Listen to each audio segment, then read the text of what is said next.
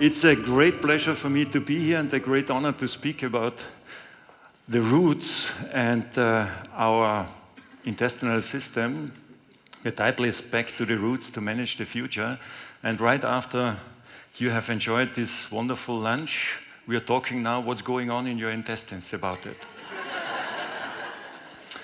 My background, I am a medical doctor, and thanks to my wife, I was involved very quickly when I was at the university and later on in the hospitals to complementary methods, and I'm educated in different things. And we do combine these diagnostics and therapy according to Mayr, applied kinesiology, orthomolecular medicine, and a few others to the modern VIVAMAYR medicine. And this is what I want to demonstrate you and guide you a little bit to our roots, really to manage the future. We have heard this morning the medicine is going into two directions. One is the preventative part, the other one is we want to treat. I don't like to say healing, but we want to treat people. We are educated as medical doctors in the treatment. We know very well how to treat people. We know a lot about pathological situations, but we are not very well treated and educated in preventative strategies. And so we have to look how to implement these strategies in our approach. VIVAMAYR is a symbiosis of this, I would say, traditional treatments to the modern, not really technical strategies, but to modern complementary methods. So we diagnose, and this is the most important Dr. Mayr gave to us in the medical field. We have a specific diagnostic system for the intestines, but we also focus on other issues like functional muscle testing, where you can individualize your treatments, and orthomolecular medicines, which becomes more and more important. And the idea is to increase the biological vitality of people. It's not possible to extend the lifespan to eternity, but I think we can improve the quality of life by doing this in this way. The medicine is changing. We have heard, and thanks to Franz Linzer this morning, we have heard there is a big change in the medical strategies. We are trained as medical doctors in pathological thinking. So we are trained in if there's a virus infection and if there's an epidemic of virus infections, we know exactly how long it will take to get ill, and we know exactly the treatments. We know a lot about these pathogenetic factors. But we don't know what are those people doing who are not getting sick by the same virus. And this is the modern strategy to look, to do and to act, to stay healthy as possible. This is salutogenesis. And Mayr, more than 100 years ago, I would say, was one of the first who thought in this strategy of salutogenesis. He was born in 1875 in Styria, and he died at the age of 91, so I think he did a few good things in his life. But the most important he did was he wrote a lot of articles, books, where we got a medical diagnostic system of not a disease, but of a healthy intestine, and at the end of a healthy person. And one of his basics was that he said, how can one, without taking medical history and without chemically or technical support, how can we get an idea only with using our five senses about the health, first of the intestine and of course at the end of the whole body? And this is what we do. We try to get a diagnosis of health which is totally different. And when we are talking about the roots, we have to talk about our intestines. Why? Because everybody, there are only a few humans on this planet who can live without eating food. Yeah? I'm not gifted as others, and I saw a lot of like me today at the lunch, so we have to eat. Yeah? And if you talk about nutrition and if you ask what is your aspect of a healthy nutrition, mostly people give you an answer to eat healthy food, to eat less carbs. The other one say less fat. The next one want to improve and increase the amount of protein. We have to talk about maybe micronutrients, but it's not a salad leaf, it's not a piece of meat which gives you the energy. It's what we create out of this food, and so we have to digest the food. And Maya medicine and modern Maya medicine is to improve the capacity of the digestive functions. So we are an institute to train people to eat in the right way. When we're talking about food, we have different aspects, but as long as you are not have your own garden and if you're not responsible for the food which you grow by your own, you don't know really the quality. So you have to trust people who do that for you. But there can be, and there are a lot of influences. And of course, we try to get the best quality of food, but you are never sure. But what's going on in your digestive system, this is your self-responsibility. And also it is our self-responsibility to do that and to train people to, let's say, get a better quality of the outcome. When we are talking about the digestive system, we have to look at the eating habits. Of course, we have to talk about that these eating habits are influenced by ourselves and we have to create a rhythm. And if we don't do so, we have to expect some maldigested problems. So the food is important, but it's only half of the truth. The quality, we have a lot of preservations in the food, and we should respect also food intolerances. We have a huge number of people having food intolerances in the meanwhile, and we have to ask why. Is the food, the quality of the food really that bad, or is our influence on the metabolization of the food more important than the food itself? A lot of questions. And if we look at the digestive tract, and I'd like to show you these two pictures, you can see the brain looks very similar to the intestine. And this is because in the meanwhile we know we have a second brain in our intestines. And a lot of decisions are made because you have a gut feeling. Hopefully not too many decisions which influences your business. But on the other side, if you stay in front of a person, you know more or less immediately, this person is a nice person, I would like to get in contact with this person. This is not in your brain, this is in your intestine. And we also have learned from the modern brain research, our brains are working as we use it. And most of the research is not done in the brain, most of the research is done in the intestine. Why? Because we have the same number of nerve cells in the intestine, we have the same transmitters, and it's much easier to prepare. The nerve cells are between the layers of muscles. It's much easier to look at that than the scientists. They have activated one side and they have seen the result on the other side.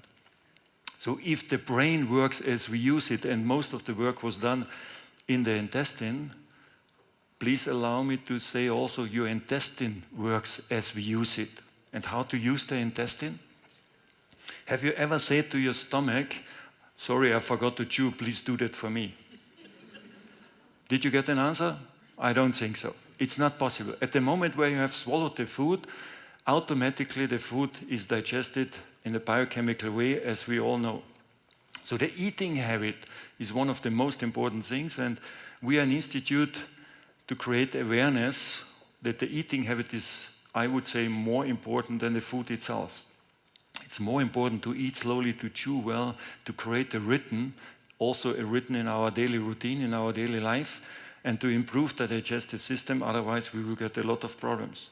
If we don't do so, if we eat too much related to our capacity of the digestive system, our bacteria are absolutely happy, and we have billions of bacteria in the intestine, and they are absolutely happy to work on that. And depending on what you have eaten, if it's more the carbohydrates, you create then fermentation, alcohol, and if it's more the protein, then you create putrefaction. And here you can see one substance, histamine. So if you're not able to digest protein well, you create histamine and you create inflammatory processes. So this is what we have to take into our consideration, and to get more information what it means, this should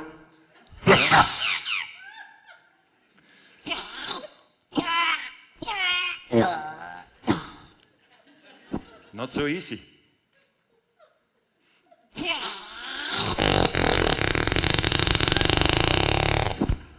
This is fermentation.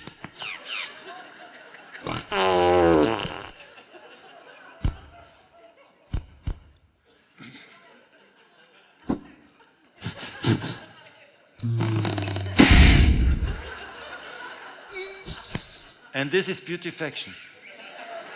The smell is the difference, and now you also know why we don't have any dinos anymore on this planet.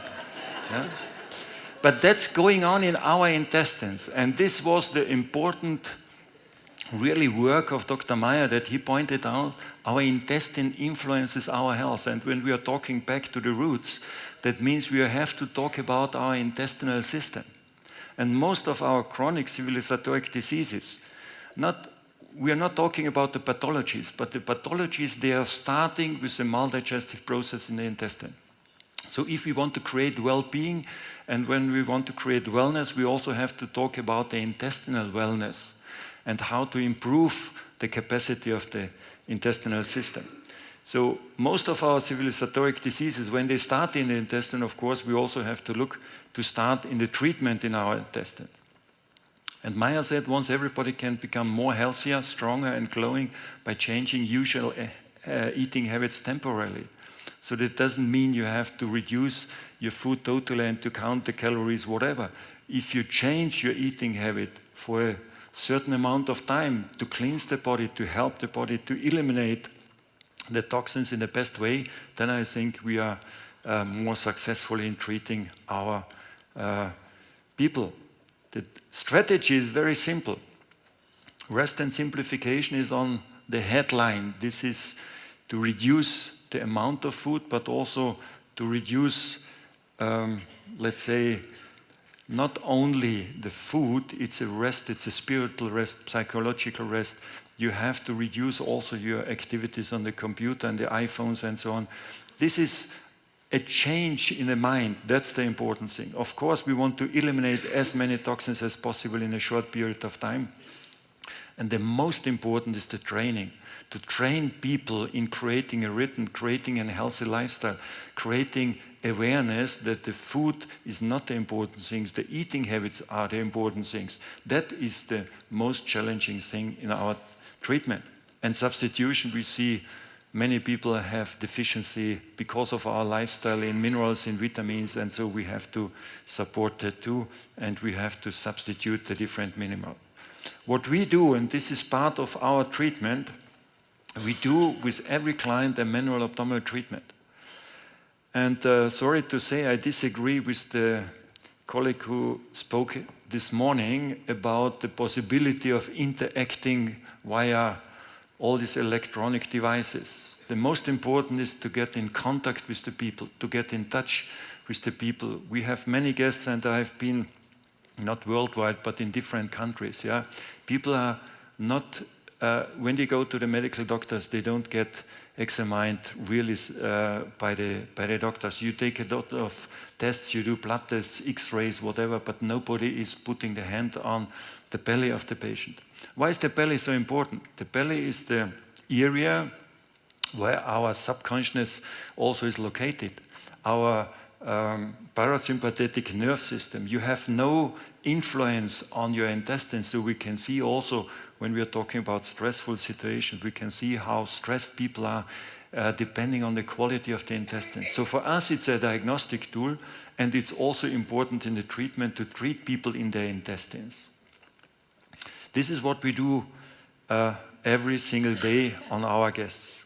So the triad of health, I think in the center there is the intestine, and you have the influence on all the different things. You can look at the posture. The posture is influenced by the belly. Yeah? If Mayr had very simple names. He said that we have the big bass drum player.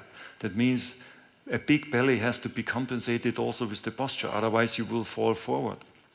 We know a lot about our metabolism. If you eat the wrong things, you create some problems, but also the emotions. Yeah?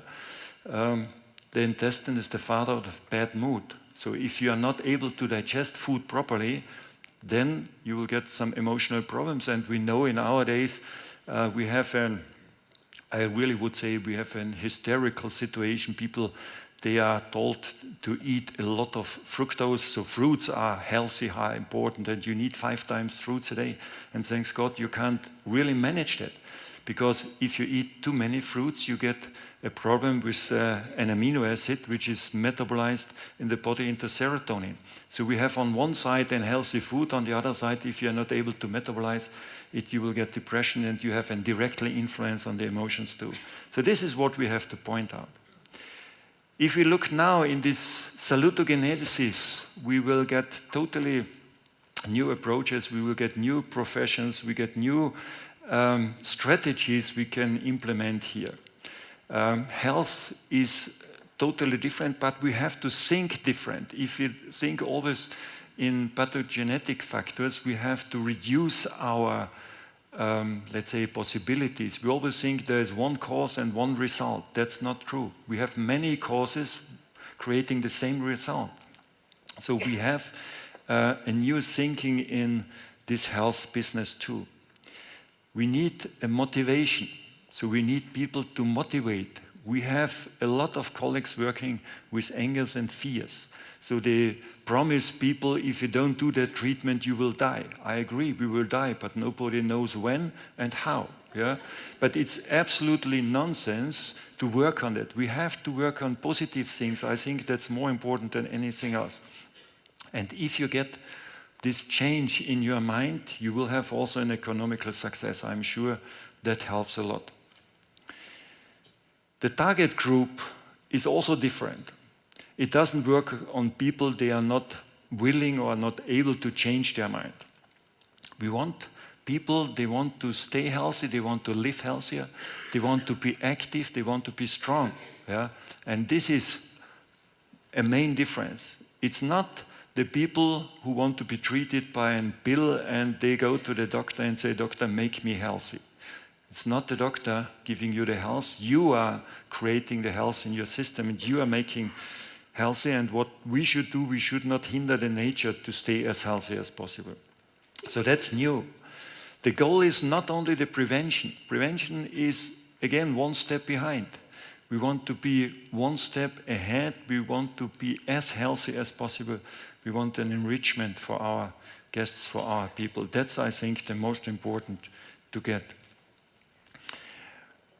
We have also to look, we have to respect the decisions of people. Yeah? If somebody decides to do this and that, again, we as a medical doctor, we have to respect the decision of the patient because it's his decision, what kind of treatment, how he can afford the treatment, whatever. That's the important thing. Yeah? And we will get also, and this is important to know, in salutogenesis, we need to create a healthy environment. And healthy environment means you can stay healthy if you feel you are part of a family. So also the offices of medical doctors, they have to change. We are happy, most of our guests coming to us regularly, they say, we are coming home. And that's important also to create a successful business. People become older. Everybody wants to be older, but nobody wants to be really old. And how to do that? If you do caloric restriction, that's the best you can do. And fasting, at the end of the day, is the only scientifically proven strategy to stay healthy and to live longer. So the question is how to afford this, how to get it. And this is what we call successful living strategy. Positively said, successful living in the animals, you can see there's a big difference. If you feed, this is the same, not the same, but the same family, the same animals, with less food. They live longer, they are sexually more active. If you look at the right one, you can see the skin is totally different. And the left one has the typical civilisatoric diseases, diabetes, and also, I don't know how you diagnose this in an animal, but he is depressive. Yeah? So the strategy is also to implement all this knowledge into our strategy of keeping people as healthy as possible. And we have to talk about the quality of life, which is more important than the pathology. The science behind that is also changing. We get the first scientific papers on salutogenesis. And this is important because people believe so much in science. But on the other side, we also have an experience, and the medical experience for more than 100 years. I think it's also an important impact of this. If you look at this,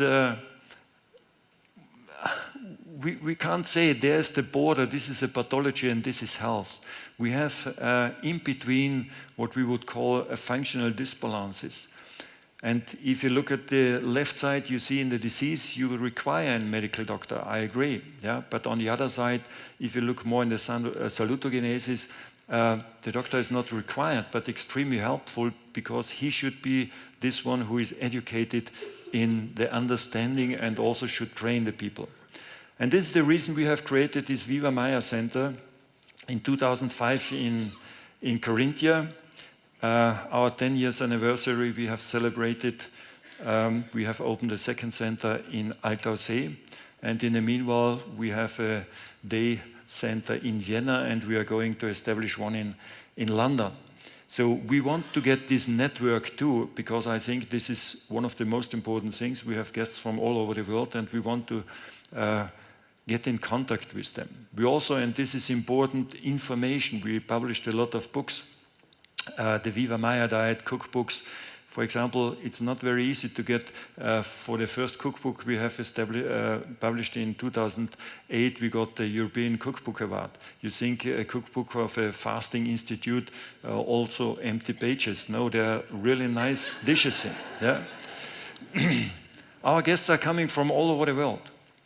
Of course, we have a huge number of German-speaking countries, but you can see we have Great Britain, we have Arab countries, we have India, we have a lot of guests from all over the world. Greenland is missing, I know. And this is also because we have discussed the incomes, and we have an increasing rate of room nights. You can see we have opened in 2005, and within 2 years we have doubled the amount of room rates, we have doubled the amount of occupancy, and of course the income too. And again, with the second center, we are able to increase that. So that's also a business model, but the important thing is you have to change a little bit your idea of how this business works. You have to create a clear strategy. People don't want to get a little bit of this and that. You have to create a clear strategy, and you offer a system where people can go through. We have about 3 types of guests. The first I said is they are healthy, they want to stay as healthy as possible, and they come regularly. And the others, they have some issues. And this is mainly people go to a medical doctor if they have some complaints, and then they decide to do it more on a complementary side, or they go first in the mainstream medicine but not treat it very successfully, and at the end they are also ending up here. Our future is that we want to focus on all these things, and we want to strengthen our offers, and we want to get the experts, because what people want, they want like a family doctor. They want a person they can contact with all their issues, and they want to be part of this knowledge. So the family doctor, I think this is something which is required for the future, because the original family doctors, they are not working anymore. Again, important, sorry, no, there's one in between. Of course, there are a lot of other new markets worldwide, because the requirement for this kind of medicine is, I think, important, and it starts in the intestines, and for me the intestines is one of the first steps to stay healthy. But again, one of the most important things, if you want to start with that, if you want to earn a lot of money, please don't do that. Yeah? There are better ways to earn money in a quicker way. But if you really want to do a good, I would say, complementary salutogenetic medicine, and if you're a specialist in that, then everybody will earn a lot of money, and then you will be successful. So thanks for your attention, and if you have any other questions, be happy to answer.